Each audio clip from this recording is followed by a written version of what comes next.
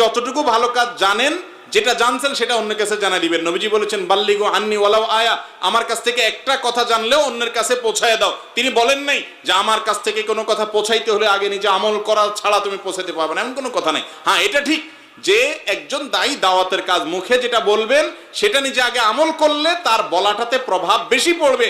নিজের কথা অনুযায়ী নিজে আমল না করলে তার কথায় প্রভাব পড়বে না, সেটা ঠিক আছে। কিন্তু তাই বলে বলা যাবে না, দাওয়াতের কাজ করা যাবে না এমন কোনো কথা নেই। নিজেকেও সংশোধন করতে থাকবেন, অন্যকেও বলতে থাকবেন। অনেক সময় দেয়ালে, অনেক সময় না সব সময়, ফুটবল দেয়ালে মারলে কি হয়, নিজের দিকে আসে, ঠিক না? আরেকজনকে বলতে বলতে নিজের বিবেক জাগ্রত হয়, কিরে আমি এই আমলটা নিজে না করলে কেমন হয়। এই জন্য দাওয়াতি কাজের জন্য এটা বাধা না। যে আয়াত আপনি প্রমাণ দিচ্ছেন, এই আয়াত দিয়ে অনেকে প্রমাণ দেয়, কাবুরা মাকতান ইনদাল্লাহি আন তাকুলু মা লা তাফআলুন। আরেক আয়াতে আল্লাহ বলেছেন লিমা তাকুলুনা মা লা তাফআলুন। এই আয়াতে যেটা বোঝানো হয়েছে সেটা ভিন্ন জিনিস। সেটা কি?